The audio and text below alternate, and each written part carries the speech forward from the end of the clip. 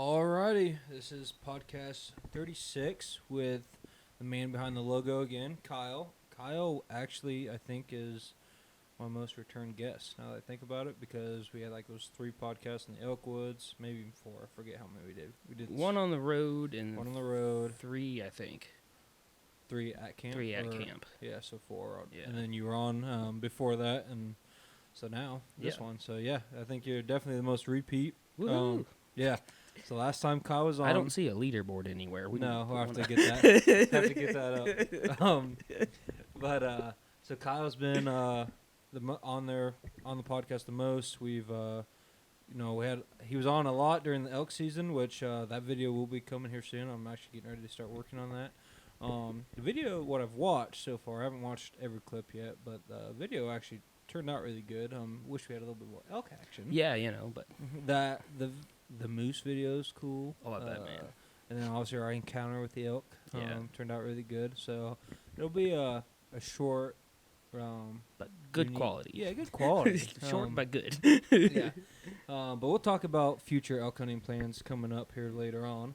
But yeah, anyway, Kyle has had a interesting deer season. Mainly because he's got, I would say you spend the more time in the woods than you probably ever have. Yeah, so it's my first bow season. Yes. So I just had got the bow for elk season. Correct. If you had listened to the other podcast. So he had a lot of new and first encounters in a lot of different ways, and so I'm gonna let Kyle kind of take over from that and go where you went with this when it comes to your deer season. And go ahead, man. So after elk, we got back from the elk season in September. Getting geared up for archery deer season. So basically, like to start, I just kind of was trying to dabble on the weekends a little bit because I was still coaching high school football, so I couldn't go during the week. So I had a prior commitment. So once that ended, though, is kind of where I really started like hunting hard. And this is your last year. Yes. So I am now retired. Yes. So more time for hunting. Yeah. But before clock change and everything, so I actually had a good amount of time. I'd usually get into my stand by like 4 or 4:05. So I had a good amount of time. So kind of what I just want to talk about starting out is just I got basically just different encounters that I've had, and basically the experiences that I had over the whole season. So like before this year, like I've only ever like sat in a ground blind or sat in a blind on a platform stand up in the air about 10 feet or so. And that's all I've ever hunted. Shotgun hunted and done that. Grew up doing that with my dad. So bow was a whole different thing. So, you can't really, it's not as much mobile, so I didn't want to sit in a blind. I did, like first things first, I put up a platform stand, and my parents, they got about 10 acres of woods, and it's just in the drainage of a field, and the field's 40 acres. So I just kind of hunted that. And I put up a platform stand, just kind of sat on a chair and just made sure I wasn't skyline when I was hunting and just sat there and did that. So I did that in like October and towards the end of October and just did that. So the first encounter I had was, I think it even might have been like the very first day I sat there. Didn't see anything all day. Well, after work. It was after work, so I didn't see anything all evening. And then I was getting ready to pack up. It was right before last light. I think I had to get down and go to the bathroom. So I was like, I'm gonna go ahead and leave. Yep. So I turn around, grabbed my pack, had it strapped to the tree, grabbed it, and then spin back around, and I'm facing down into the valley where I'm sitting, and there's a doe, 20 yards, staring right at me. Bow's still in my hand, and it's probably within the last 5 minutes of shooting light. So I can see her, but I know I can't move because she's staring right at me. So long story short, that didn't work out. I moved, tried to get in position to take a shot, didn't even get a pull back. She was gone. Yep. Busted out of there. And I was just like, man, 5 more minutes I would have waited. Yep. I mean, I don't know if I would have got a shot, but it definitely would have been in better position. I might have seen her come in, at least saw her walking up, and I probably would have had her. But that got me so excited because it was like I saw her, she's so close. Yep. And that's probably the closest I've been to a deer without having to get a shot on it because shotgun, no problem. Yeah. Blind, probably not seeing me. So, so it's frustrating that I couldn't get the shot, but it was super cool. Like my adrenaline was just pumping. I'm Okay. like, oh, this is awesome. Yep. It's like I can't wait to do this more. So did that. Did that. Like I said, every day after work. Didn't get a lot of encounters. Across from where I was sitting, about 500 yards of neighbors, and between a field, and then they got timber. So I would like see deer over there like every night, which was like, I'm like, come on, just come over here, you know. So and I enjoyed watching the deer. So that was really cool. But a lot of them didn't get a ton of encounters there. My next one, still sitting on the platform, and I had some rustling in the bushes. It was more I would say it was more like probably like 4:30. I wasn't in the stand very long. We're talking October, November. So this would have been November. Okay. Yep. Like early. Yeah, because like football season got over I think on like the 27th. It's like the week before Halloween. October, yeah. So the rut not quite here yet. Yeah. So saw some deer. So this is probably first week of November. Yeah. Starting out, and so I here's some rustling to my right. So I'm like, all right, I'll be ready this time. It's like I've heard something. It's like I'm getting ready, and I'm looking that way. Hear the rustling to the right. Pull up my binos, kind of see through there. I can spot an ear, spot some legs. Bunch of brush though. It's pretty thick and spotty. So I got openings to where I can shoot, but obviously, Yeah. it's still thick, which is good. Is why I hope they come in there. But so I see them to the right, and they're walking from my right. They're down in the valley, and they're walking up the other side of the hill to the cornfield away from me. It's the same 10 acres, right? Yeah. So right now I'm still on my parents' place. So most of this beginning's on my parents' place, Yep. and then eventually I get to public land, which I'll get to. So Yep. I'm still on my parents' place for most of this. So I'm on my parents' place, and they're down in this little valley, and it's not very wide. It's probably like maybe 70 yards from timber to timber, and it just drops down like that. So I'm sitting up on this side, and it drops down here, and I'm sitting, and then on the farther side is the top where in the other the bean field starts actually. Yep. So they're just going up, and I can see them, and they're just walking. So I actually have a window across there, and I ranged. It was right at 50. So if they were standing there for a good amount of time and I could get a pin settled on them, I felt comfortable taking that shot. Yeah. Of course, they didn't do that. No, of course not. But they just keep walking and walk right up there, and I got another close deer encounter with my bow, which was exciting. They walked out, and I didn't see them the rest of that night. Next encounter, still November. Now, it's a little bit later. It's probably, I don't know if it was the same week or maybe probably the same week. But about the same spot. I hear them again. So, hear rustling again, but it's way picked up and fast paced. Well, they're booking it. They're running. So, and I think it was later because I'm thinking rut's getting closer. Yep. So they're chasing. Yep. Couldn't make out if it was buck or doe, assuming younger buck chasing doe. Deer didn't look very big. But once again, they're still in the brush. I can't see their full bodies. But they're booking it, run up the same way, run into the field, run all the way to my left and out of there. But I can still hear them.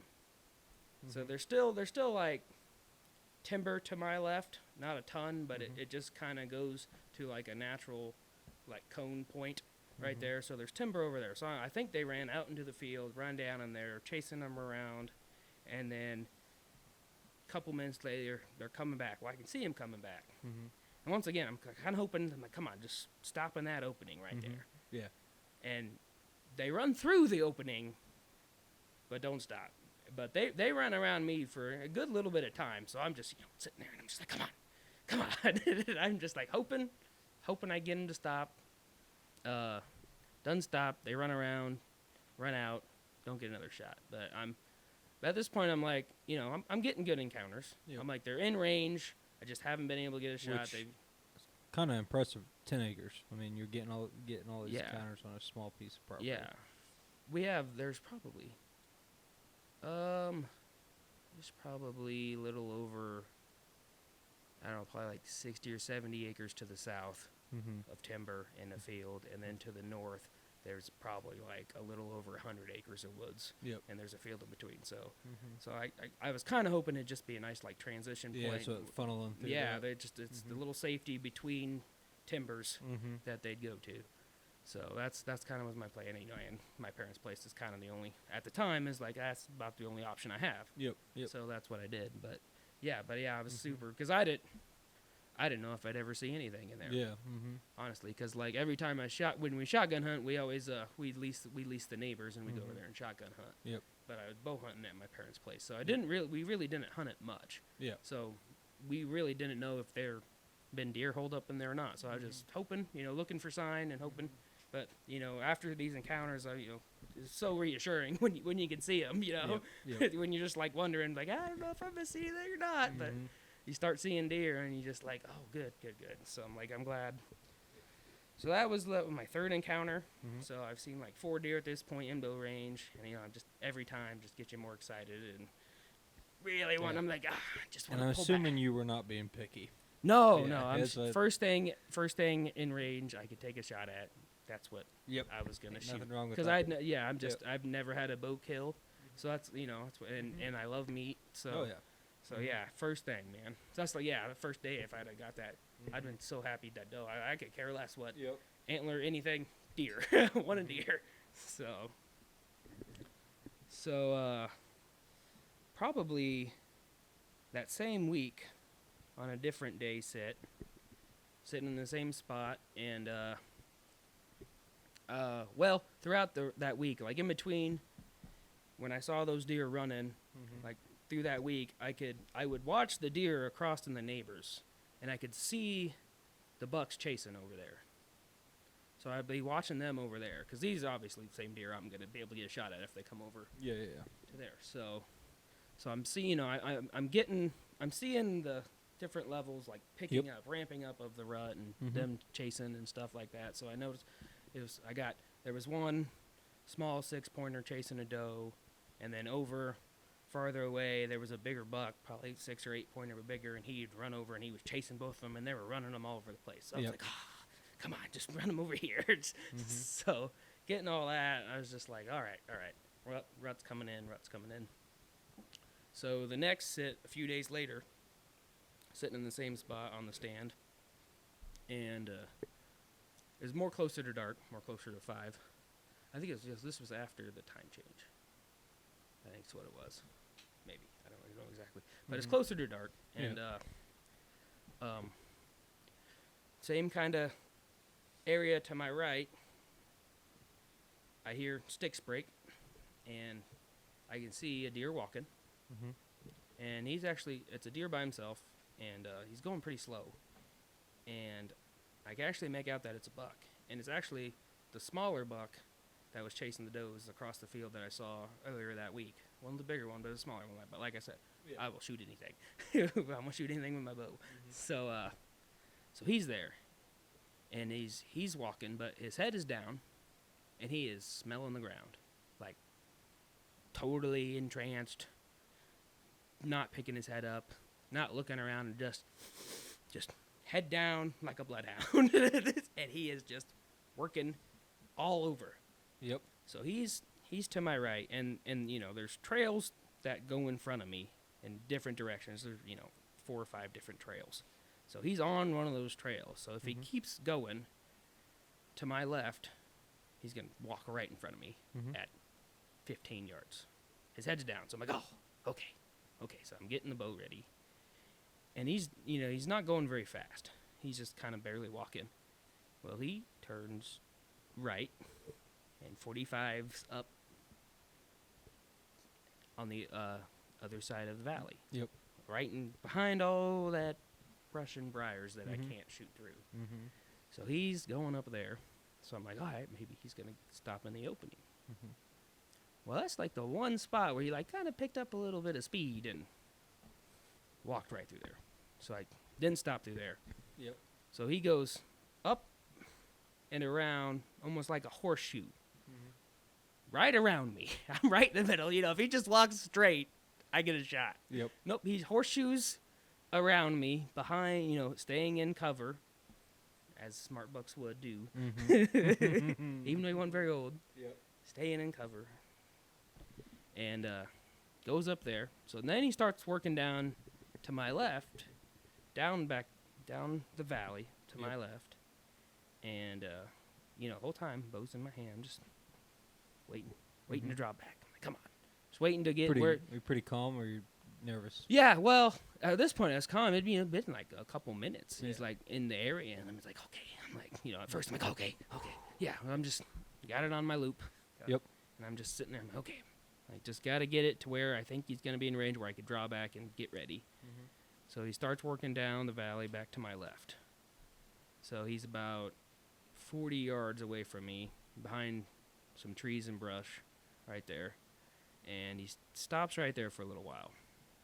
Then he makes like he's going to go back up the valley to my left, back behind me. So he walks up through there, and he stops, and they're just right behind a big tree. So there's a big tree, 45 to my left, down in front of me, and he's just right behind there. Well, now I can see his antlers pretty clear through there, and that's what I kind of determined which buck it was. And I'm like, oh, it's a kind of a nice one. I'm like, this would be a sweet first bow kill. Yeah. This How would be many points do you think? Probably 6. 6. Yeah. Ain't nothing wrong with that. Six and wasn't wider than his ears, but Mhm. I'm like, this would be great Mhm. first bow kill. Yep. I was like, okay. Yep. It's okay. So if he stays on his path, there's a deer path that wraps around the tree to the left of the tree and then heads right to the foot of my blind and then bends out and goes out into the field. So I'm thinking, okay, he's gonna stay on that path. So he's quartering to me, getting ready to walk right there. I can see his antlers, and I can see like the bottom of his feet, Mm-hmm. and then the limbs of the tree are covering up the rest of him. So I'm actually getting ready. I'm lining my side up and getting my body ready and getting ready to pull back because I'm like, okay, maybe if he takes 5 steps, I can get a 1/4 shot Mhm. on him. So I'm like, okay, and he's just hung up standing there. So I'm just waiting and waiting and waiting, and I'm like, man, this is taking forever. But come on, you know you want to come here. I was like, come on. Felt like it took like an hour, probably 2 minutes, but I was like, come on. Takes a couple steps, like 2, and then spins around 180, and then walks back down the valley, back in that little brushy area. I'm like, damn it! It's like, I was so close. I was like 30 seconds. I felt like I was gonna draw back. I'm like, I'm gonna draw back. I'm pretty sure you texted me that night. About Yeah. this story, Oh yeah, dude. Yeah. This was like my best encounter on my parents. So I was like, so he's still hanging around though, Yep. and he's just walking, sniffing, looking for does. Wonder if a doe came through like before you got there that day. Or Dude, something. she had to have. Maybe in the afternoon, maybe bedded down in there or something. Yeah. Oh, yeah, I mean, he was just hanging out for a while, and so he goes back down there, hangs back around. Can't shoot him, but he turns, and now he's actually facing. He's in the same spot to my left, behind like the trees and the brush, but now his head is facing directly to my right, right where this path is. That where he came in on. If he would have walked there, I would have shot him. So I'm thinking, well, maybe he'll just walk across back there and go back to where he came from. So I'm like, okay. Now I got it. I'm like, he's going to walk right down this path, right in the bottom of this valley, and walk back to where he came from and get out of there. So I'm like, I'm going to have a shot. Nope. Standing there just behind the tree, and I'm just, powerless to do anything. Probably, I don't know if I could have called or he's so close. I thought if I made any noise, I would just scare him out, and I'm not really I don't have a lot of experience with calling and stuff. In my opinion, and this is, I'm regurgitating like more experienced hunters a lot of times, and I have seen this. If you call and they're too close to you, it doesn't end well usually. Now, unless you're just trying to get them stopped, obviously. That's Right, like if I stopped for a shot, I would have made a noise. And if it's super thick brush, you might get away with it, just because if they can't see more than like 5-10 feet in front of them, right, then maybe. But like, I don't like calling unless they're like, man, maybe like 100 yards. I can see them moving. Then I'll call because then they're like, okay, they might come this way. Like, okay, I know he or she's close, right, but I just can't see them. But yeah, that close, I probably would have. Yeah, that's my initial instinct because like he was moving around, so I'm like, I just he's just gotta move to where I can shoot him. So I'm like, he's already moving and he's kind of standing in the area. So I was like, if I call him and blow him out, probably. So I was just like, patience. Like I still had plenty of light left, so I was just being patient and being ready. Yeah. And he ended up just turning back, facing behind me, and then went a little bit deeper, and then just walked up the hill and out into the field. Now, when he got out in the field, thought maybe I get a shot there. A little bit more open. I got a lane behind me, quartered behind me, where I could shoot into the field. Yeah. How many yards? That would have been, if he stayed on the tree line, 15 yards. Oh, yeah. So, easy. And then if he's out a little bit, and it's about 500 yards from our tree line, and then there's fields, and then the other tree line to the north. Gotcha. So that's where they're going to. So he goes out and he just stays true and straight north, and just walks a straight line. And it's getting darker, and as he's getting out there, I'm like, I climb down the ladder, I go to the tree line. By the time I get out there, he's walking. Yep. Plus 50 yards still going. I'm like, walks out of your life. Walked right out of my life, man. Right out of my life. It's like, but that was, dude, I was so jacked after that, though. Yeah, oh, yeah. My adrenaline was just pumping. Felt like a 2-hour thing that might have took 15 minutes. Yep. But, I kind of was like, okay, I see why people like to bow hunt. Oh, Because, shotgun, I would have never got that. Yeah, you would have killed him already. Yeah. You would have killed him within the first as soon as I saw 15, him walking. 30 seconds. Yep. Yeah. Would have shot him, killed him. But, yeah, it was cool, man. And it was like the first, and it's me hunting different, Shotgun seasons don't start till later, so I don't get a lot of the rut in my shotgun hunting. You're missing, man. You're seeing some. Yeah, but that's first not season, no, but nothing. I'd never seen nothing like that, this. Second week of November, which you're going to see it some in October, late, and then that first week of November. But yeah. That second week of November, the more I hunted, the more I like it. Yeah. Yeah. So yeah, it was crazy. It was just to see that, he's just he didn't care. Even if he didn't know I was there, didn't even try to look to see, he wouldn't have cared. Yeah, you for sure had a hot doe around there. Yeah, somewhere. He was fixated on trying to find that doe, which was awesome. But yeah, unfortunately didn't even get a pull back. So close, I would say, 30 seconds. One time, I was getting ready to pull back because I'm like, I'm about to pull back, and then he turned and. But yep, so that would have been my fourth deer I think I saw. Yeah, because I think that second time those were the same 2 deer I had saw before that were probably. So yeah, I was like, oh man, this is exciting. But that was like my first encounter with the rut like that and everything, which was so cool. Let's see. Is that your do you have anything really happen more on your parents' property? Yes. Let me see.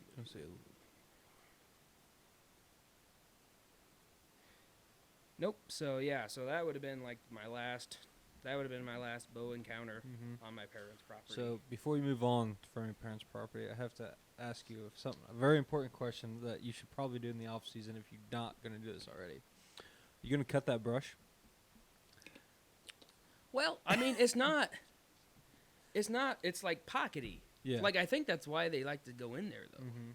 I didn't know if you whatever trail they're on, because almost every story they walk behind the same brush. Yeah. So even if you don't cut it all, you should definitely cut yourself some more lanes. Yeah. In that pocket. Well, I would think I might be able to cut more shooting lanes if I sat in that same spot.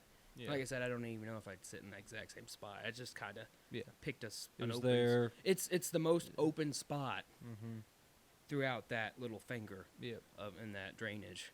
So but there was, if they had walked on any of the trails, I had a shot.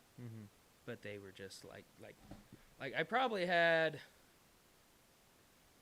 I don't know, 30-yard width in front of me down where it's just all open. There's some trees, some low brush, and right there is a nice open spot. So is that where you've talked to me about maybe doing a food plot in the future or something? Yeah, kind of in that area. But You could probably get clover to grow, but the fact that it's in timber, you're probably gonna have a hard time getting anything else to grow. yeah. But clover's an easy one. Well, and then there's more like to the more to the west. It's really open and it's down in the bottom, so it's like it'd be probably a better might be a better spot. You know, if you watch Jeff Sturgis, Whitetail Habitat Solutions, what's the nearest water you got near you? If you had to guess. So there's a small creek right down in that drainage. It's not huge. Sometimes it's dry, sometimes it's Yes, got water. sometimes it's dry, sometimes it's got water. So according to him, you might have a good spot. Put a water hole, man. You go buy a. I think he buys a 50-gallon cattle trough, like plastic one or rubber one, whatever. Yeah. Digs it to where it's flat to the ground, completely flat, and he says he only, especially since that bottom's gonna be collecting water anyway. Yeah. He says like you might have to fill it up once a year, maybe. Really? Once you get good water, but like, man, dude, that would be. I actually really think that's, now that I'm leaning towards it. Yeah. I think that's really what you should do, because, especially rut, it's gonna be hot, or they're gonna get hot from chasing does and stuff. And you put a water hole right there, right in front of your platform, with maybe a mock scrape. Dude, I think you can have deer come to it. Yeah, well, I'll have to do that. I'll help you. Yeah, man. Yeah. It'd be good, some good content. Yeah, it'd be sweet. So, because I don't have any purpose putting a water hole on my property, because I have Ponds.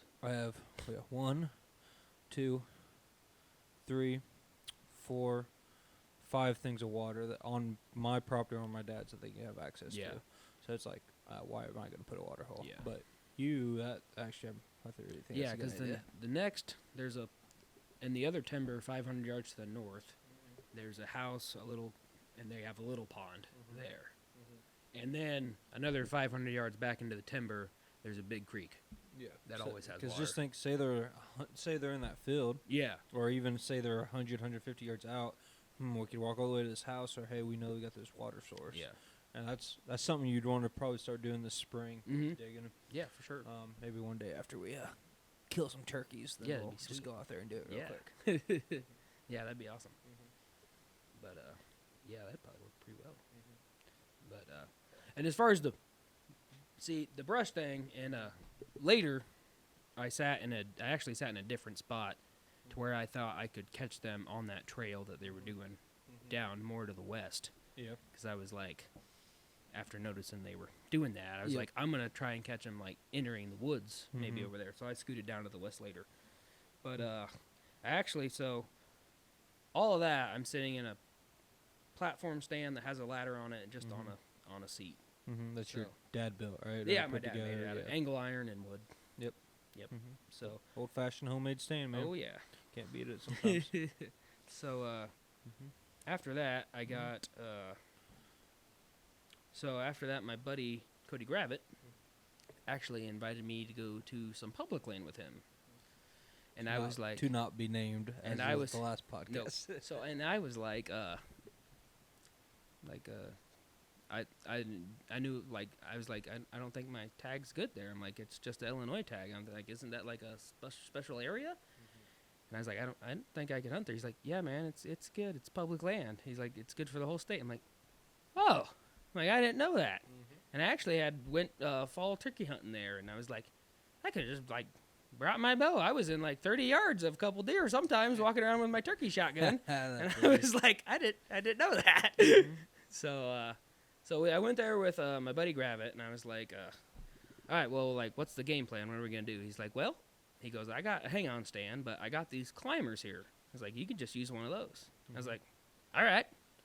Never used one. You don't have any experience, right? Nope. I never used one.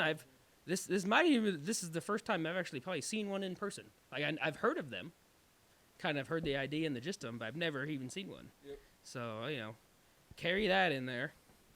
And we walk back to our area, and this is area that Gravitt's picked out and everything, so I didn't really have to do a whole lot of that. If you interested on that, not the last podcast with Cody, but the podcast before that, that he was on, he talks a lot about hunting this piece of property. Yeah. So we go back there, and I got this climber, and he kind of gets me set up, and shows me how to use it and everything, and I get my feet in it, get it wrapped around the tree, and he's like, you just almost like you do in dips. You got to do like you would do in the weight room. So you would do dips, and then you kind of just like bring your knees up to your point your toes down, and then bring them up, and then just make your way up the tree, slowly and surely. And I was like, well, okay. And I'd never done anything like this, so I'm like, yep, I'm game. We'll try her. So it worked out pretty well. Didn't really have any issues. Went up it, and I just get up there, and I was like, this is kind of cool. I'm like, that was pretty easy. Wasn't bad. I'm like, yeah. I could see myself doing this, maybe getting one of these. I was like, yeah, that's cool. Sat in it. We went late afternoon. Evening hunt there. I didn't see anything. I think he saw maybe 4 or 5 deer that night, and he was looking for a buck, so he didn't shoot anything.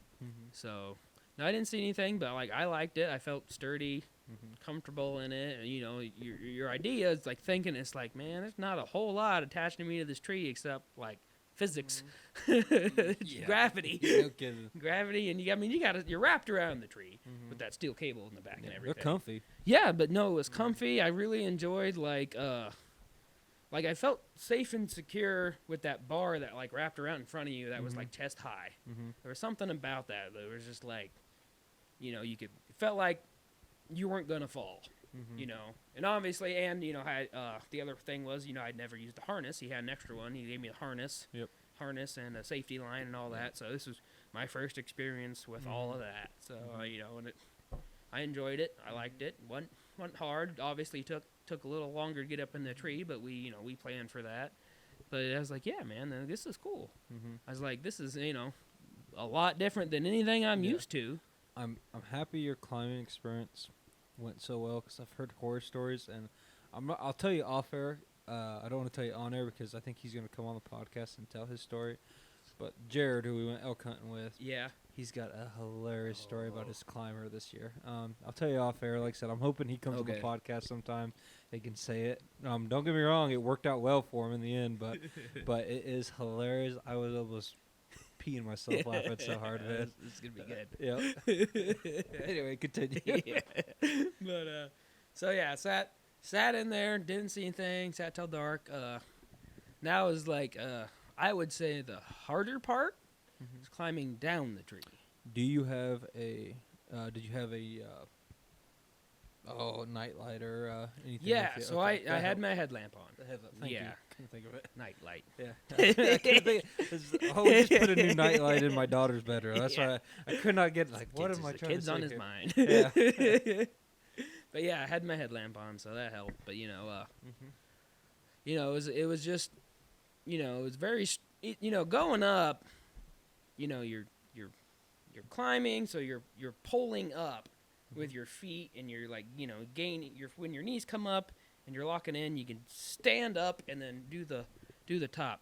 Well, now, you had to like do the top first and get it down, and then you had to like kind of straighten your arms, then undo the bottom, and then kind of sink with your arms. So now your arms are what is like moving your body as opposed to your legs, which is a big difference. Yeah.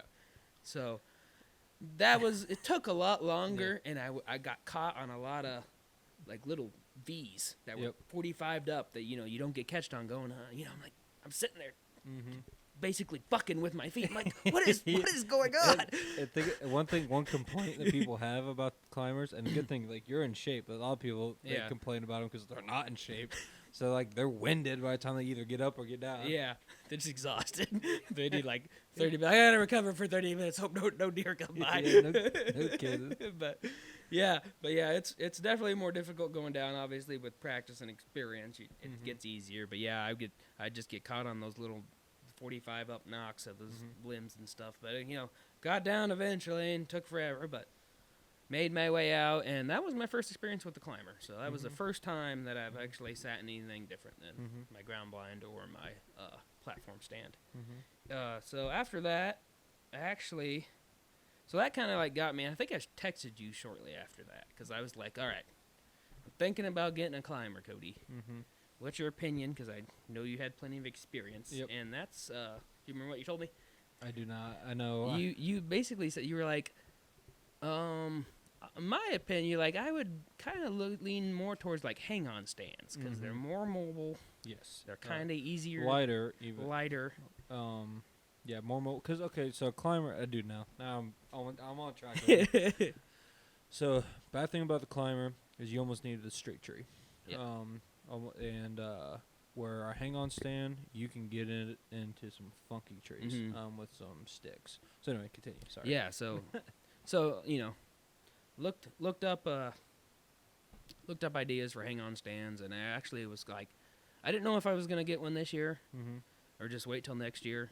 But as I was shotgun season was approaching, blind I had set up in my parents' field disappeared.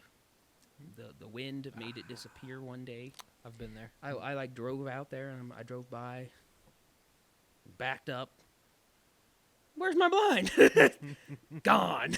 I was like, oh no! And like week of first opening shotgun season, I'm like, well, I either need to go buy a new blind, which is isn't that cheap. I was like, or I could just go ahead and get a hang-on stand. So I went out and got sticks, and luckily my parents were gracious enough to buy me a hang-on stand for Christmas. There you go. They were like, we'll just get you this for your Christmas gift.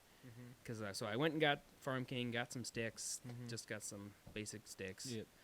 Got the sticks, went out there one night, and after I had assembled the hang-on stand together, Yep.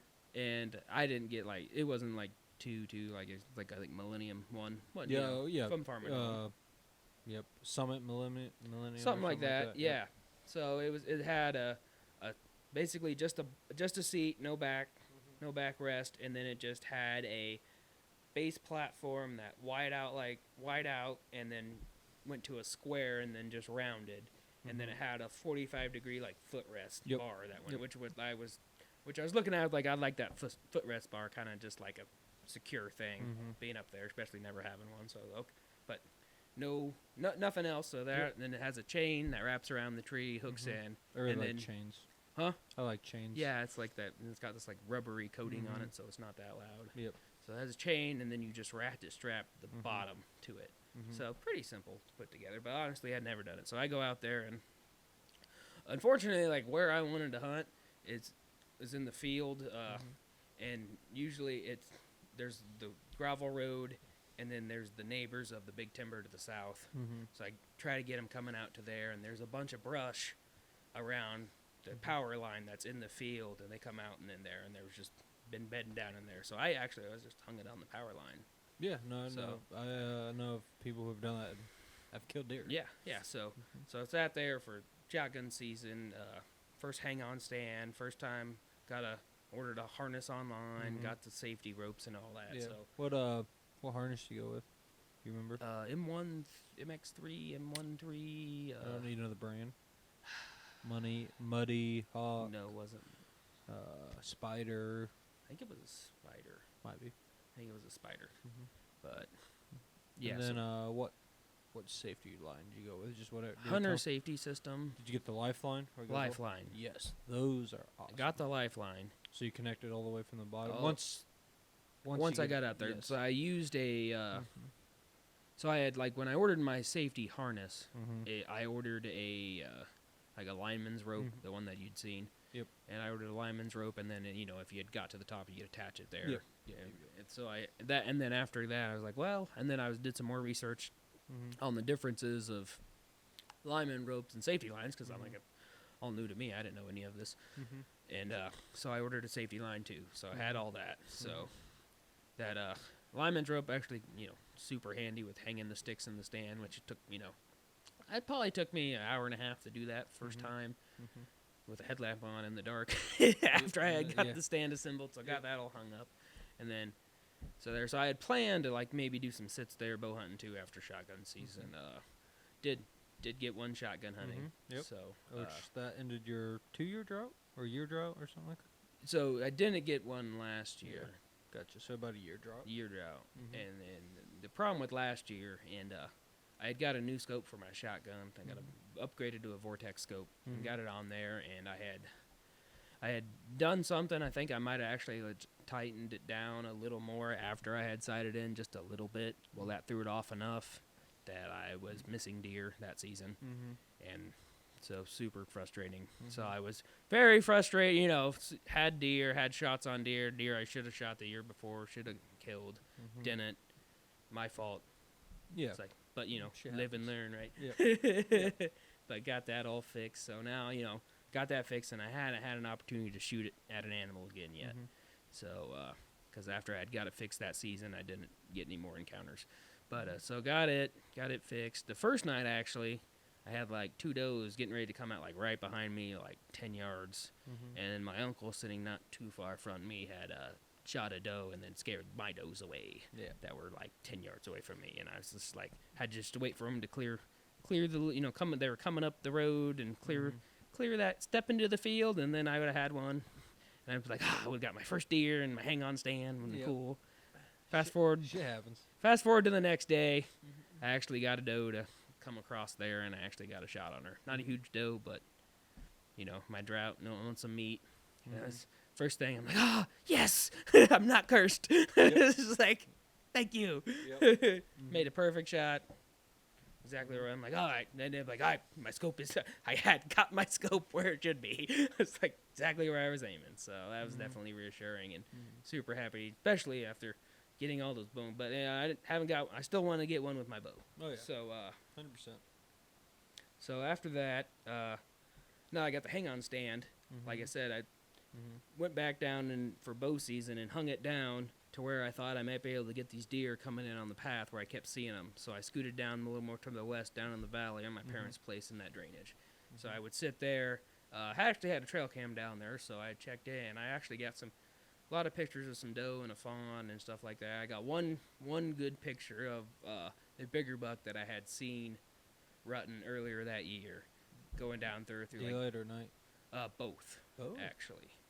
So, and I actually got a video of, which this might be also why he might not been in there anymore. Had a video of him jumping the creek, going to where, like right in front of where I had hung my stand.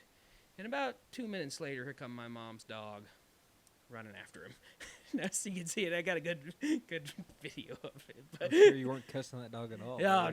Like, It's like, I don't think I'm going to see him anymore. But, you know, still, I was like, you know, got to try. So hung that stand up down there and then hunted that after work and stuff like that. Didn't get any encounters down there. But, so I was doing that during the week. But now that I had, like, went to that public land, I definitely wanted to go back. So I started going back on the weekends when I had more time. Started going back in the morning and evening hunts. Yeah. So, so after that, so that was probably at the end of November. I might have not even went back. I don't think I went back till the end of December. So I think I just hunted my mom and dad's on the weekdays and the weekends, and then when I remember, I think it was like my work Christmas break is when I like went back. And I was going to go back and hunt the public land. And I knew I wanted to do that. And I was like, my hang-on stand's not the lightest thing. Like, I could definitely take it in there. So I know you had talked to me before about having saddles and an extra saddle. Yep. So I was like, all right. I love the tree saddle. Yeah. So I hit you up, and I was like, hey, can I borrow your extra saddle? And you're like, yeah, man. Yep. So, came over, got that from you. A lot lighter. Oh, than, yeah. Hang on. Well, yeah. And the climber. Yep. Yep. So, borrowed that from you, came over. You showed me how to use it and everything. Yep. And that was the tethered mantis, which Yeah. they don't longer make the mantis, I don't believe, but they make the menace, which is like the off-brand from it, and then they make the phantom and some other ones. Yeah. All kinds of rabbit holes you can go down. So. But yeah, so showed me how to use that, and that was cool. And so I didn't have a platform that's usually you'd use with it, right? Correct. And you were just using sticks. So yeah, so I got my climbing sticks. I've done that before. Yep. You can do it. I did it. Definitely. It's possible. Yes, it's definitely more uncomfortable, though. So yeah, so I borrowed that from you, and it was like, so I think it was like I went back, and it was I think Christmas Day. So I got it from you that week, and I went back and got Christmas Day. I went because I didn't have anything going on, so we'd always do stuff Christmas Eve. But so Christmas Day, I went out there, public land, had the saddle, and then I didn't know exactly where I wanted to go. I kind of wanted I went in the morning and I kind of wanted to just kind of go and just scout a little bit in the morning. Maybe I could find something for the afternoon. So I was just doing that and just walking around looking at my Onyx maps, which is a great tool.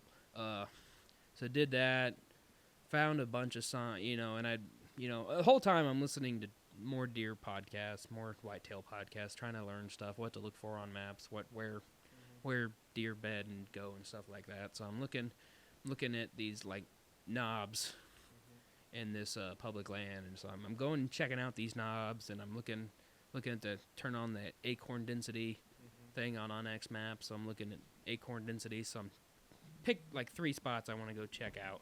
So I go check those out morning, and actually get good sign, get some tracks. I get to and I got my bow with me, so I'm kind of still hunting the best that I can at this point. Yeah. So check out the first knob, nothing.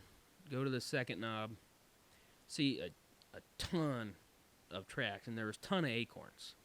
And so I was like, okay, there's definitely deer here. So I'm still looking. So then that was the top of a knob, and then it dropped down in a super deep valley. So I went down in there, and there's just right at the bottom of it, there's just I don't know, a quarter of an acre just wide opening right in the middle of the woods. I'm like, oh, this looks like a good spot. So I was like, this might be a good spot to hunt the evening. So still scouting. So I go up the other side of the valley, and it's pretty steep. It's probably one of the steeper valleys I've seen on this piece of public land. So I make my way up there, and I get to the top. I definitely jumped 2 deer out of there. So I just hear them taking off. I'm like, dang it. Dang it. And then go up there, and it's actually a pretty nice bench right there on the top, and there's a ton of sign there. So I'm like, oh, this is a good spot. So I'm like, well, I jumped those deer out. I'm like, I'm not doing, I'm just, maybe I can go get them, catch up, maybe I can catch them. So I just kind of keep going and walking, and then I get down to where it turns in, there's hardwoods and there's pine, so it switches over to the pine as I'm going down the other side of this knob and the top of this hill. So I'm going down it, and then it comes to a pathway, natural pathways and trails that they got out there. So I get through the pathway, and I'm like, I'm just gonna walk along this and just kind of look. So I walk down, and I'm walking, and I go around a bend, and then it's going slightly uphill. So I'm going uphill. I'm trying to stay on the edge as much as possible, just looking for sign along there, maybe crossings and stuff like that. And then I get up over the little knob, and then there's a doe right in the path. So I'm like, okay. See if I can be able to get close enough to get a shot on her. So see her there, trying to be super quiet.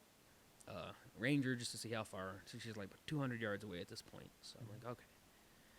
So I'm every time her head's down, I'm trying to move quietly. Obviously, it's leafy, but so it's also it's leafy, but it's not too loud. But so I'm getting closer. I think I probably get within 90, 80 yards of her. And then a little fawn behind her comes out. So right behind her. But as soon as that little fawn comes out, she walks right into the woods. And then that fawn goes. Yeah. And then I never saw him. So then I'm looking through the woods, and I didn't see him. So they walked out, but so I was like, you're on deer. I was like, I found some deer. I was like, I found some first day out here. Well, first day out there by myself, looking at a map. I'm like, I actually found some deer. I'm like, I thought I heard some jump, but you never know what you hear. Yeah. Sounded like deer running away, but wasn't sure. But after seeing those, I'm like, oh yeah, I found some deer. Public land, this is awesome. I was like, I was just walking around quietly, still hunting. Yeah. Dude, it was awesome. I was like, So I was like, okay. So I'm walking up down the path, and I found a spot where way more tracks are, crossings, and not far from the path, there's on the other side of the path, there's a big pine grove, and then there's cornfields. Okay. So I'm thinking, I'm trying to hunt food. I'm like, maybe I'll catch them. Late winter. Yeah. For sure. So I'm like, maybe I'll catch them. So I set up on that trail, climb up sticks in the saddle in the tree, got up in the tree. And how was that for the first time doing that? It was a lot easier. Mm-hmm. Way easier getting it like set and ready. Yeah, it's just So 6. fast. Mm-hmm. Yeah, it's basically it's basically you're doing all your steps of doing a hang-on stand without the hang-on stand, and you just like fasten yourself in and you're done. Mm-hmm. So which is pretty cool. So like the saddle like wraps around your waist Mm-hmm. and then wraps around your both legs, and then Mhm. it's got a big rope in front that's a bridge that you Yep. attach that to. So Mm-hmm. so it was pretty. It's easy. Mm-hmm. Climbed up the tree, no problem. Mm-hmm. Get up there. So what my plan was, well, what I was planning is, Mm-hmm. since I didn't have a platform, Mm-hmm. I used 3 sticks to get my height, and then I had an offset stick. Mm-hmm. So I had 2 sets of steps, basically. Yep. So I was like, that was my idea. that I before. was like, Yep. this is what my idea was. I'm like, then I can maybe swing around this tree more. So I do that. You know, playing with it, I had to adjust where I had my my safety line, Yep. height and tree a bunch of times, trying to Mhm. get that right, trying to, because you know, all the videos I watched, they would like preference. Some guys like to lean way back. Some Mhm. guys like to be super close to the tree, and so I was just Yep. messing with that and got it to where I was comfortable. Did that, and then sat there, hunted all night. See any more? I did not. Did I did not. Well, how was comfortability? You thought? Dude, it was Other comfy. than your feet with just the Y- sticks. you just had to kind of like readjust. Yep. Every But it's easy to Yeah, readjust, yeah. which is nice. so I would go from so Mhm. I'd be like leaning back with my standing up with my feet knees locked out, and I would sit Mhm. there for a little bit, and then I'd like lean my knees up against the tree and kind of get in more of like a sitting position, have my knees up against the tree and rest there, Mm-hmm. and then I'd sometimes like I'd even straddle the tree sometimes, kind of Yep. just hung there. Yep. Like kind of stretched my legs out, Mm-hmm. hung there, did that. I would sit. I'd go around to the other side of the stick, so I'd get like a different view, Mm-hmm. and I'd have like both legs on the left side of the tree, Mm-hmm. and I kind of just like that. So I mean, you're definitely not limited to like getting in different positions and stuff Mhm. like that. The most thing that worried me was like taking a shot out of it. Mm-hmm. Never doing it before, and especially Mhm. being a novice bow hunter. Yep. So, but didn't have that So, opportunity that night. Yeah. but- So one thing, I mean, you got to do this with all tree stands anyway, but especially with the saddle, I feel like is you got to make sure you draw straight out, and then adjust to the deer. Okay. You can't, if the deer's below me, I can't pull because I just changed my anchor point. Gotcha. But if I go here and then rotate, my anchor point's still the same. Set your anchor. Yep. then- so, then aim. But you got to do that in all stands, but you really got to do that with the saddle because you can almost play around with your angles a little bit Yeah. more in the saddle. So. Yeah. I definitely practiced Drew a few times. Oh and yeah, did yeah, all for that, sure. but, I usually do every time. Yeah. Get in the stand. But my main thing was like if I had set up on the side of the tree facing away from, so the tree was between me and the path, which Mhm. was like a road basically, a road in the woods, Mhm. and so my main thing was like being able to shoot to my right. I didn't, because I was a little cocked to the left a little more, so I was like, I don't know if I'd be able to shoot over there, so I'm kind of hoping they come from Mhm. my left. But I was like, I'll figure it out, but if I have to, which never had the opportunity to. Yep. But yep, so that was my first. So didn't see anything that night. So Mhm. that was like a Saturday. I did get something though from the woods in Mhm. December that I usually didn't think I'd get in Christmas, and I got poison oak Really? on my hand. Really? Yeah. I think I got poison ivy once in like December, but I was cutting wood and I knew what I was touching, but I thought it was Yeah. dead. It had to be But- like from the bark of trees. I'm thinking It was yeah. had yeah. to be, I don't know. dude, but- because there's no green leaves. Poison oak sucks. Dude, it was rough, man. Yeah. And it was like, oh, I'm like, Yeah. really? Oak and On yeah. Christmas Day, this is what I get for Christmas. I didn't get it. Saw a deer, which was cool. Yeah, but, But- not worth it. Got Poison oak. poison oak on my hand. And I'm assuming it's from bark of a tree because it's on my hand. So, Yeah. I'd been rubbing against trees and stuff like Mhm. that. And I'm like, well, I wore my First Light fingerless gloves. I'm like, Mhm. and it was right here. And I was like, I don't know how this happened. But I was like, it's crazy. Anyway, so that's what I got that day. But so I went back the next day, and I think I didn't hunt. I don't think I went in the morning. Mm-hmm. Maybe I went somewhere else in the morning. I don't remember.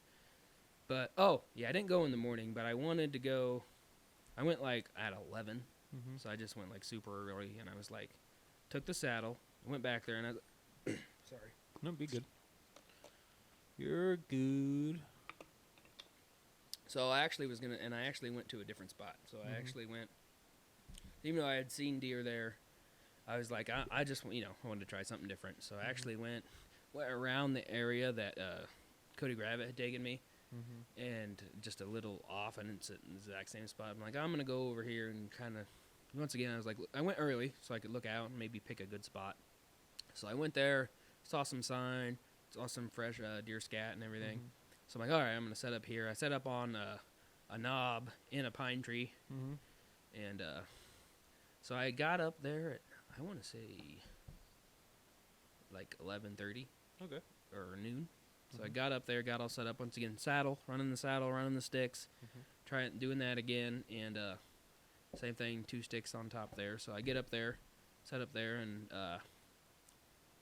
about 2 o'clock, so I'd been sitting in it for a couple hours. Coyote came walking up to me from my from the south, and he's walking right up to me, and I'm like, ah. Keep telling your story. I'm gonna grab a beer. Yeah. So coyote walks up right to me, and then like he's walking right towards me, and he gets within like 10 yards of me, and I'm sitting there thinking, like, like I could, potentially shoot my bow for the first time at an animal. I could pull back, shoot a bow, like maybe get a coyote. I'm like, that'd be kind of cool. But I'm sitting there thinking, like, public land, not knowing exactly if I was allowed to take coyotes off the public land, which I'm pretty sure in Illinois you're allowed to. But I was just like, not sure, so I don't want to risk it. And then I'm like thinking, what if a deer pops out 5 minutes later? And I'm like, I don't want to have to be like trying to chase this coyote down and a deer pop out and I scare a deer away. So I just let the coyote go, even though it was like 10 yards from me. But I would have shot that sucker. well, and the other thing was like, so me being like not used to public land, I wasn't exactly sure if I was allowed to shoot it on this public land spot. I don't know of a public land spot that you can't shoot on. Yeah, not exactly. I'm like talking to people afterwards. I was pretty sure that you're allowed to shoot them anywhere. I On think public land. some farmers would have been mad at you for not shooting. Right. But, I was just like, eh. So, anyway, and I don't know. I don't know if I don't really regret it because, like, an hour later, I actually had a couple does coming from the west of me, and they were about 100 yards, and they're coming out of, like, a pine grove area, and they're coming into, like, this mix of hardwoods and pine grove, and I'm sitting in a pine tree. So there's one doe, and she's walking from, she's actually walking from east to west. Sorry, so she's coming from the east. She's walking east to west, and she's like 100 yards away. So she's walking, and she's just hanging out there. So I'm like, maybe I'll get a shot on her. So she walks pretty fast, walks all the way to the west, and goes out of the way. And this is still like 3 o'clock early, so I still got plenty of hunting time left. So about 4 o'clock, her and 3 other does come back from the way she walked from the west coming to the east. Well, they're actually getting a lot closer to me. They're kind of hanging out in the area, and they're just to the south of me, like 100 yards. So one gets about 60 yards from me. And so I'm like, it's a little far. I set my standards, 50 and under. Yep. So she's too far. Hangs out for they hang out about 15 minutes, and I don't get a shot on her, and then they walk into the woods. So I'm like, saw deer again. I was like, I must be doing something right. I was like, so saw deer again, and that was the next day after. So this is my second time in the saddle, and it was like 5 hours I spent in it after I'd never sat in one before. Sat in one the first time the day before. Never used one before, and it was comfy. It was definitely doable, and I might get one in the future. I'm not sure, But yeah, it's definitely comfy, definitely doable. 5-hour sit with, like I said, having a platform probably would make a big difference. Just the sticks is like that's challenging, especially like I was thinking like going to shoot and definitely like getting your feet set on 2 sticks compared to a platform. It's just I think it would be night and day. Platforms definitely for sure easier. There is this other system that I might get instead of a platform. It's this little you ratchet strap like little steps that go all the way around the tree. I saw one of those. Yep. So I might I actually had a buddy buy one. I don't think he got to use it for the season, but I might try his. Because the platform, one thing that sucks with me is, you know, I'm carrying sticks in, I'm carrying my small platform in, I'm carrying a tree arm, I'm carrying some cameras. Like, I just got a lot of stuff. Yeah, go a lot of gear. Yeah, so hopefully that'd be one less thing I could carry. Yeah. Platform wise. But so you hunted from a homemade tree stand, a hang-on stand, and then your saddle. And a climber before the hang-on stand. And a climber. So, if you had to go into this season, and you could only hunt out of one, what would you prefer? You think? Probably the hang-on. The hang-on. Yeah, I really enjoyed the hang-on. I liked. I don't know. I like being able to stand on like a secure platform and be able to turn on that. Mm-hmm. A lot of people like that. Yes, I enjoyed it. And it's more traditional. It's more how people grow up hunting and stuff. Right. So I'm actually going to talk about that. The hang-on that you have, if it's the hang-on that I'm thinking of in my head, for sure you can do what you were doing with it, but that one's made for more, you set it for the year. Yeah, it's definitely not light. Yes. If you go buy like a Lone Wolf Alpha, Hawk makes one, XOP, there's a whole bunch of brands, way lighter. Novix, I think is Novix, yep. Novix makes one. So for example, Garrett and Danny, a buddy of mine, they went out and bought the Lone Wolf ones, and they love them. So that's something maybe in the future. So I'm definitely thinking about. Yeah, I was looking at them. So yeah, Lone Wolf one, Novix ones, they got my attention. Yep. So they look cool. Yeah, I think all of them would be good. I don't think you can make good. No. I don't want to badmouth Hawk. I know I just got their sticks. Yeah. I would avoid their sticks. Yeah, I read reviews. And I'd avoid their about sticks. that. I'm sure their stands are fine, but their sticks I don't like. Yeah, I definitely would. And my sticks aren't heavy as well because they're just basic Rhino metal ones. Yep. They're good. Oh yeah, set them up for the year and leave them out there. Yeah, but I didn't do that. But so like after that, and then being that I didn't have the platform and everything, I knew when I would want to go back to public land, I was gonna just take my hang on with me. So I left the saddle in the truck, and then grabbed the hang on, and then I think it was maybe January, like first week of January. I went back out public land on the weekend, and I got my hang on stand and my sticks. Okay, and I was went back, same area. I hunted with Gravit where I saw those 4 does and that 1 doe and that coyote. But being that where they were walking, I set up to the south of them, of that path, about 20 yards off it, thinking I'd get them crossing right there again. So I set up there. So I got my pack, got my Stone Glacier mountain pack on, and I got 2 Rhino sticks on one side, 2 Rhino sticks on the other, all strapped up. I flatten the hang-on stand down, strap that to the back of it, and I put that on. And that was heavy. I bet. It wasn't as heavy as our hiking elk hunting now. I can't wait to show because that. I had barely nothing actually inside the bag. Yeah. So my bag was pretty much empty. And you could actually take deep breaths. And I could take deep breaths, and most of the land was flat. Already sounds better. So it was much better. But yeah, I get it on. Oh, okay, I got it on. And strapped it up, and luckily it wasn't too far of a hike back in. So hiked back in, got it hung up, and this was like before I had hung up, both times I had hung up the stand, I had just like did it on a day I didn't hunt. I went out there, hung it up, got it ready, ready for hunt. So now I'm hanging it up before I hunt. Well, definitely got to go a little earlier because it took me longer than I wanted it to. Yeah. Especially just so I had to go pick out a tree Mm-hmm. that I wanted because I knew I was gonna move that direction, but I didn't know where exactly. Yep. So I picked out a tree and got it up, got it hung up. Took longer than I wanted. I don't think I got it up till like 3:30. Mm-hmm. I got out there at like 2 by the time I got everything Mm-hmm. fixed on my bag and got Yeah. back there and hung it up. Definitely took longer, and Mm-hmm. definitely sometimes it's hard to.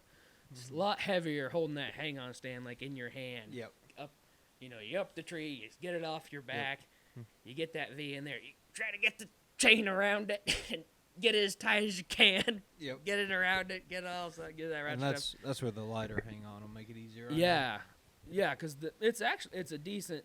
What it is like it's a decent sized platform. It's Mm-hmm. probably as Yeah. wide as this table. Yeah. That's how big it is. Yeah, it's made to set up one time a year. Yeah, but I was taking it with me, Yeah. so Hey, I took now it. you gotta start I took somewhere. it in there, so I got it up, and the tree was slightly cockeyed at the top, so it took a Mhm. little bit to get it situated, get the V's to line up and everything in the Mhm. tree. So I get up, get it set up about 3:30. Mm-hmm. Get up there, and I was like, okay. And then I had actually, for Christmas, I actually got like a bow hanger. Okay. So that was now I had a bow hanger. Mm-hmm. Forgot I had one with the saddle too, but I forgot about that. And I didn't have one earlier. I was just like holding my bow the whole time, so that was kind of nice Yeah. and different. Have that bow hanger there, so I got it hung up. Had my bow hanger there, and so I got set up, sitting waiting. Had good wind where I was sitting, and about like I would say like 4:10, 4:15. Mhm. Not even an hour after I'd made all that ruckus, got up in the tree and sat up. Just I'm sitting there. I'm facing north until like my southeast. I just hear something moving through the woods, moving fast. Oh, something's running like a stupid coyote again. Probably should have killed him the other day. I was like, dang it. So I was like, hear it running, and with 2-3 seconds, there is a pretty nice 8-point buck standing. He ran right by my tree, ran 10 yards in front of me to the northeast, wide open, Mm-hmm. stops. My bow's on my hanger. Mm-hmm. With the 10 seconds I hear it running. Mm-hmm. He stops. I grab my bow with my left hand, take it off the hanger. As I get the bow in front of me, his head looks while I'm grabbing the bow, his head fixates on the tree I'm sitting in it, right at the base, right at the trunk, and then it just goes up the tree, and he's staring right at me. Just, what the hell are you? Just staring right at me. I'm bow in front of me, right in front of me, left hand, getting ready to put it on my D loop. I think I get it on my D loop. Get that on my D loop, and I'm just sitting there, bow in front of me, and he's staring at me, so I'm frozen, not moving. I go, okay. Puts his head down. I'm like, I'm gonna pull back. I'm gonna get a shot at this. And he was cool looking. He was like, he wasn't he's probably even with his ears width-wise. Mm-hmm. But, dude, he was, like, the super red. It almost looked like red wood. How I've never seen any antlers like that. He was super red, Interesting. and he had just, like, little stickers Mm-hmm. all over his main beams. Mm-hmm. It was crazy. Yeah. It was like, he's so cool looking. It was like, okay. I'm like, this is it. It's like, I was like, he is 20 yards in front of me, Mm-hmm. broadside. He's just looking at me. Mm-hmm. Like, I just need his attention to go somewhere else. So I get pulled back and take a shot. So his head goes down. So I get ready to pull back. Mm-hmm. So I start to pull back. And as soon as I get maybe halfway pulled back, Mm-hmm. I don't know if he heard me. He's looking at the ground. Yeah. He takes off. Like 50 yards to the north. gets back into the trees, gets back into this pine grove that's right there. Gets back into the pine grove that's right there. And it's like, it's like, it's so close, but he's still there. He's still in the area. He's over there. He's hanging out. So I'm like, I just got to get him to come back. But I'm, sitting there kicking myself, and I'm thinking, like, what did I do? What could I have done? I'm like, oh, he was so close, so close. And goes over there, gets in that pine grove, and hangs out there for 5 minutes, just hanging around. I start grunt calling at him, because he can't see me. I can see his legs, can't see his head or his body, but I can see that he's still there. I grunt at him for a few minutes. He kind of makes his way back towards me. He starts stomping real hard when I'm all angrily while I'm grunting. Yep. So I'm like, I got him now. He's getting mad. It's like, he's gonna come back here. It's like, I got him stomped. It's like, he's getting after it. Does that. Heads my direction. Stays in the trees. Like, the closest he got back to me, I ranged him through the trees. He was like 70 yards. And then he went to the east, down a hill, and out of my life. It's like, dang. Like, that was so cool. Yeah. It's like, I'd never been that close to a live deer for that long period of, like, 20 yards, nothing in my way, wide open. Just had to get drawn back and aim. Those close calls, why we keep doing it. That was so cool. About half an hour later, smaller buck came from the north, walked by the tree I sat in the day before, hung up on that knob, walked over there, walked down to my left to the northwest, stayed there for a little bit. He was only about 60 yards away from me, and at one point he was in a little opening, and I'm like, okay, if he just keeps coming. Hung out there. He hung out probably like half an hour. He came. He'd go away. I'd lose him. He'd come back for 5 minutes. So he did that twice. So I saw him for like 10 minutes. He went away for 5 minutes, came back, just hung around to my left there. He never got any closer. I didn't get a shot. So I was like, and he was a little 4-pointer. So I was like, that was cool. Yep. So that was my, that was probably my best encounter that I had all season. And that was second to last week of season, last weekend. Went and sat the last weekend, same area, didn't see anything. Nothing. So, well, ended my season. I mean, it sucks that you didn't get your first bow kill, but it was cool. Like, you had a lot of first. Yeah. So it was good. So now you're ready for this next season. Yeah, more ready than this year. Yes. But yeah, just getting ready, learning more every year.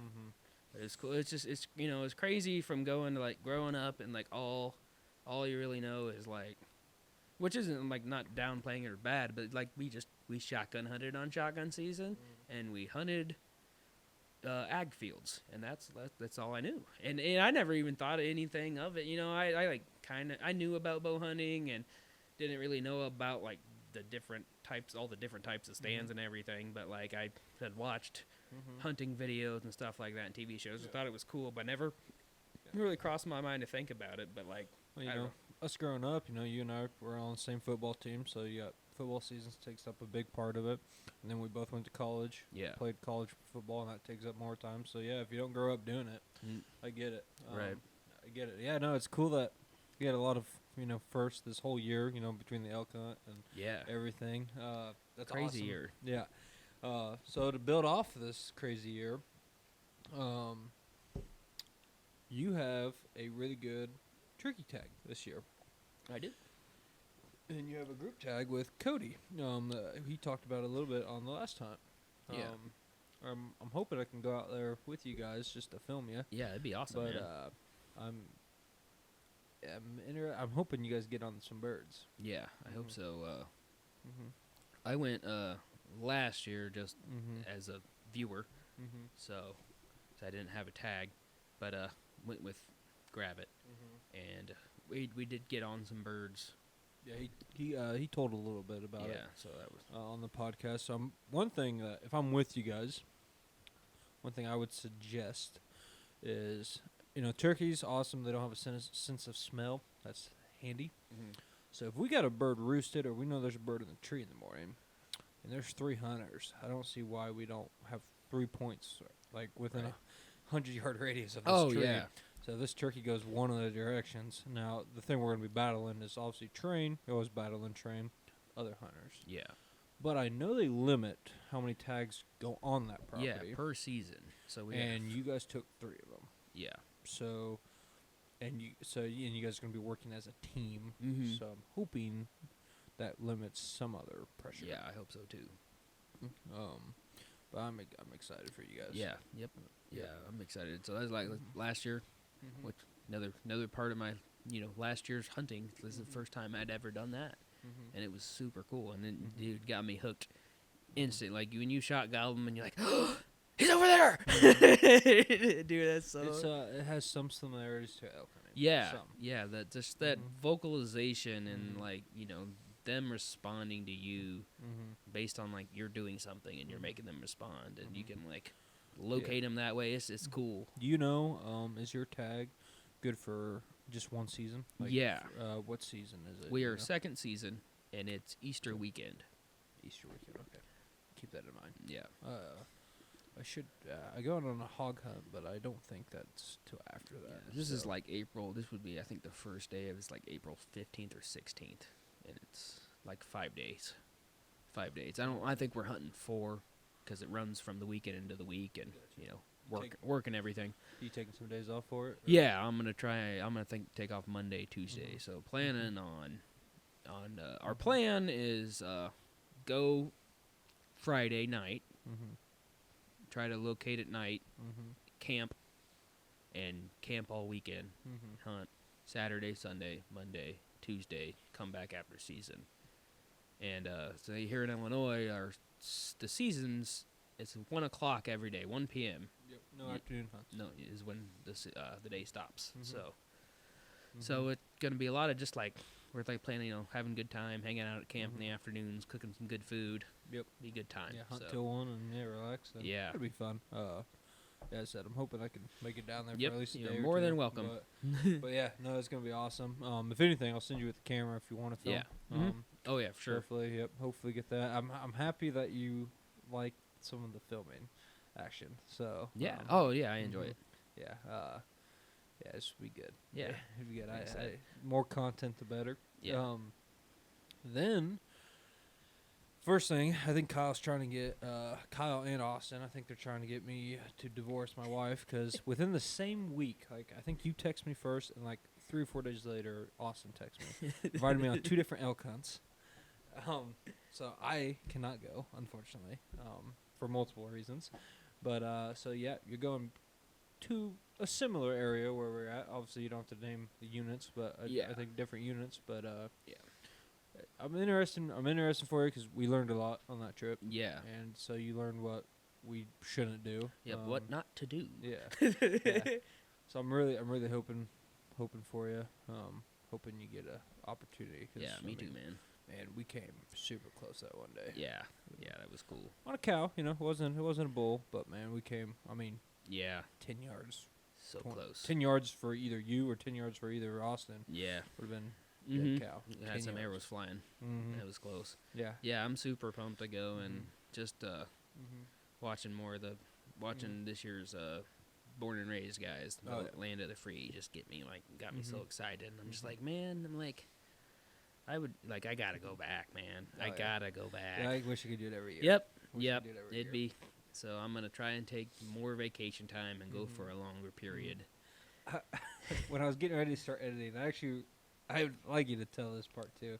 So anyway, we talked about it on one of the elk season podcasts. But if you just want to retell, I love it that when that cow did step out, like Kyle and I were mid conversation. Yeah, Yeah. mid conversation. Yeah, go ahead, And man. like, I don't know. So after you spend like so many days with like just a bunch of guys, like dude, we were just like saying the dumbest stuff, making each other laugh. Like we were just so we're just having a conversation in the woods. So we're in our pine tree blind that we pretty sat comfy, in actually. pretty in the nice It's an unsuspecting meadow.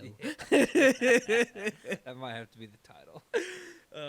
So yeah, and so I'm shooter that day. Me and Cody were taking turns switching day and day, and so I'm shooter. So I'm positioned in front of him a little bit, facing the opening to where we think they're gonna come out, and he's a little bit behind me up against a tree filming.